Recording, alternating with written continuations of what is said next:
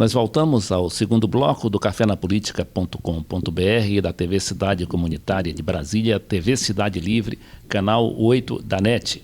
Nós temos a entrevistar o embaixador da Bolívia no Brasil, Jerjes Justiniano Talavera. Então, embaixador, o senhor comentava que no final do nosso primeiro bloco desta entrevista, que os partidos políticos foram superados pelos movimentos sociais. Isso é verdade, né? Porque tanto é que aí estão os presidentes progressistas e populares da América Latina, muitas vezes confundido como os presidentes populistas, por causa da campanha midiática intensa contra eles. Mas aí eu me pergunto, o senhor não acha também que esses partidos políticos tradicionais foram substituídos pelos meios de comunicação, que são muito mais fortes, assim, em termos de penetração popular?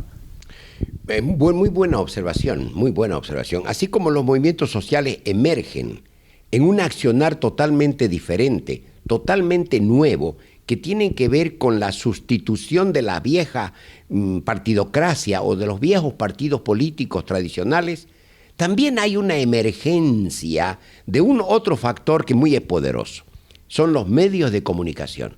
Estoy de acuerdo con usted, Francisco, de que los medios de comunicación, la televisión, esta magia tan maravillosa como la televisión, influye poderosamente en la psiquis, en el conocimiento de los ciudadanos. Influye con la generación de tendencias, puede inducir a determinadas cosas. Se habla de que uno de los programas de televisión con mayor capacidad de inducción hacia la gente son aquellos que tienen que ver con la política, aquellos que tienen que ver con los movimientos sociales. Esos programas donde están mucho humanismo, donde hay programas especialmente sobre ayuda, sobre dramas de la vida cotidiana, son los que más inducen a los comentarios. Los programas en vivo y en directo, así entre comillas, que se producen en la televisión masivos, que son programas muy grandes, muy masivos, muy fuertes, y cuyo comentarista puede hacer y deslizar un comentario aparentemente inofensivo, él está induciendo, está haciendo una inducción directamente al cerebro de la audiencia. ¿Qué quiere decir en consecuencia? De que hay una poderosa influencia en el mundo moderno que tiene que ver con la televisión. La televisión que influye de manera mucho más positiva, mucho más grave, mucho más importante que inclusive los medios escritos, periódicos, revistas, cuyo límite es menor de influencia. En cambio, la televisión, por su rapidez, porque está en el día, está en el momento, porque es una figura que se presenta en este momento y usted lo ve en este momento, eso influye mucho más que un medio escrito. Son indudablemente medios de comunicación que han sustituido a las viejas oligarquías que eran dueñas de los partidos políticos o que eran dueñas de los periódicos. Estas oligarquías que influían en la política cotidiana, que ponían gobiernos. Hoy día esas oligarquías han sido sustituidas por modernas oligarquías. Yo diría por modernas empresas que tienen que ver con la comunicación. Son los canales de televisión, las redes de televisión que se colocan y que quieren colocarse por encima del bien y del mal. Son las que critican a los gobiernos, son las que apoyan a los gobiernos, son las que apoyan a la oposición o critican a la oposición.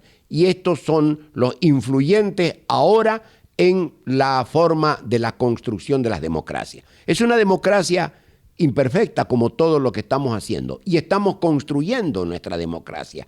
Cada vez más, antes se hablaba de la democracia representativa. Hoy nosotros los bolivianos hablamos de la democracia participativa, donde el hombre individual y colectivamente quiere ser el protagonista de la historia.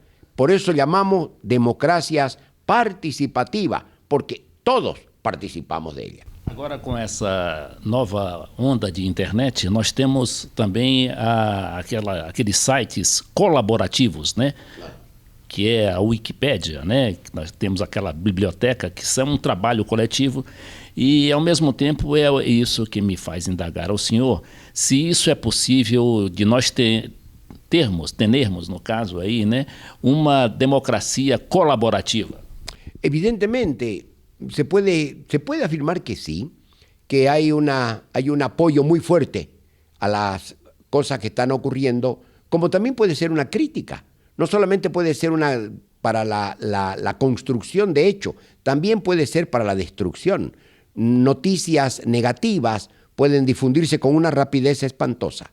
De la misma manera, las noticias positivas pueden construirse. Entonces, si nosotros estamos hablando de nuevas formas de democracia, tenemos que tomar en cuenta el Internet, porque es una nueva forma. Es una nueva forma en la que el ciudadano se comunica, crea opinión y la puede transmitir desde cualquier rincón del mundo, ¿me entiende? Hasta su televisor, una información, hasta su PC, por último el celular. Ahora usted puede navegar en el Internet con su celular. Entonces, ¿qué quiere decir?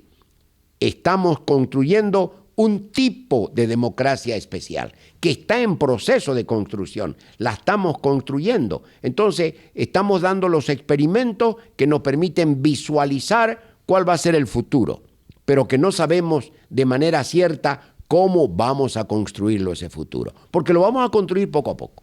Ora, embaixador, nós não poderíamos deixar de abordar nessa entrevista o caso dos corintianos, né, que foram presos lá na Bolívia, os nossos torcedores que são acusados por causa de um excesso, né, de torcida lá na Bolívia, terem provocado a morte de um jovem estudante lá e também torcedor da Bolívia, né? Mas parece que, felizmente, uma decisão final de um juiz lá vai permitir a volta, né, desses torcedores que ainda estavam presos lá na Bolívia.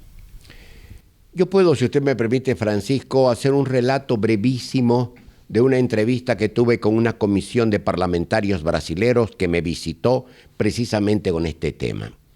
Y yo le manifesté de que estaba totalmente de acuerdo con los compañeros parlamentarios brasileros que estaban preocupados por la libertad de 12 corintianos que estaban detenidos en un proceso de investigación.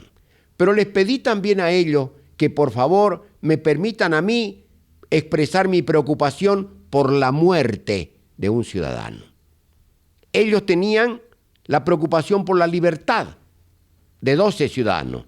Yo estaba preocupado como embajador de Bolivia por la muerte de un ciudadano, de un joven que dejó de ir a su hogar, que no iba, y que mire usted qué crueldad de la vida. Él era hincha del Corinthians. Él fue desde Oruro. Hincha quer dizer torcedor, ¿eh? Torcedor, eso fue torcedor. Él fue desde Cochabamba hasta Oruro. Son 280 kilómetros que ese joven, lleno de ilusión, cargado de deseo de ver a su equipo, que tenía la posibilidad de verlo tan cerca, fue hasta Oruro a presenciar un partido y terminó muerto. Entonces, este es un hecho que tiene que medirlo, y el pueblo brasilero tiene que medirlo en su justa dimensión. Muchos reclamaban de que la justicia boliviana es mala porque lo tenía preso a 12 jóvenes. Nosotros decimos, estamos en busca de justicia contra la muerte de un niño, de un joven que no tenía derecho a morir. Y que era corintiano. Y que además era corintiano, había ido a verlo a su equipo. En consecuencia, ¿qué es lo que ha ocurrido? Se investiga. El proceso de investigación, ¿me entiendes?, se inicia con la detención de los 12 torcedores del Corinthians. Hay un proceso de investigación, está la justicia, está la policía investigando. En una primera etapa se liberan a 7 porque no habían los suficientes indicios de culpabilidad. ¿Qué es lo que busca la justicia? La justicia estaba buscando cómo determinar quién fue la mano que disparó a mansalva. Porque el cohete debía dispararse así, pero se disparó así, contra la humanidad de los otros espectadores. Y cayó en la en la cara de un niño al que murió. En consecuencia, la justicia busca cuál fue la mano que disparó. Y ese proceso de investigación llevó a detener a 12 jóvenes brasileros, de los cuales 7 fueron liberados una vez que el proceso determinó que ninguno de ellos tenía suficiente indicio para acusarlo. Y ayer el juez encargado de juzgar, de investigar el proceso, ha determinado que los últimos 5 jóvenes corintianos sean puestos en libertad porque no se ha podido determinar con precisión que uno de ellos hubiese sido la mano que disparó el cohete. O sea, hay un principio en materia de derecho, hay un principio universal que aplican los buenos juzgadores. Es preferible absolver a un culpable que condenar a un inocente.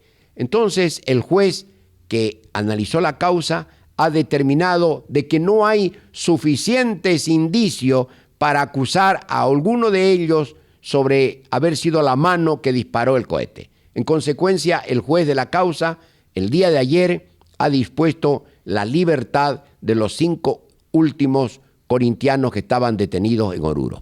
O senhor acha que isso resolve a situação? No lo va a resolver porque es un problema muy duro. ¿Quién va a resolver el tema de los padres, la madre, los hermanos del joven Kevin Espada? El muerto. Nadie, eso no se resuelve. Ya murió. Ese niño no va a volver a ir a su casa. En consecuencia, lo que se está buscando es quién fue la mano que hizo el disparo. No se ha podido determinar con precisión.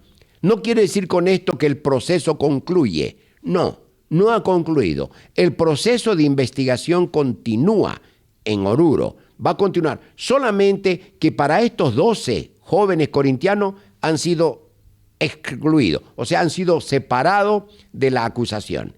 El proceso va a continuar. No se olvide usted que hay un joven en San Pablo, que es menor de edad, que se ha declarado culpable, que él afirmó, yo fui el que disparó. Entonces, ha venido el fiscal de Bolivia a tomarle declaración, se ha declarado y se está procesando esa información. Seguramente eso está en poder del juez. Embaixador, nós temos também outro contencioso, que é o fato de senador da Bolívia estar asilado, né, na nossa embaixada lá em La Paz. Como é que está essa situação? También es importante que usted me dé, Francisco, 3 minutos para que yo pueda hacer una precisión de los hechos.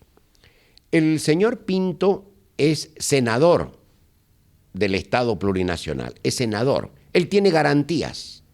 Él no puede ser detenido, no puede ser sino con orden expresa de un juicio que se le haga en la justicia. Él no puede ser detenido por causas políticas, por lo que él diga, no puede ser detenido. El señor Mora, el señor vive en la frontera con Brasil. Entonces, él puede cruzar caminando de su ciudad, puede cruzar la frontera y puede caminar tranquilamente hasta el territorio brasilero. Nadie le va a impedir el tránsito y él podía quedarse en Brasil y pedir asilo político en Brasil, afirmando lo que él afirma.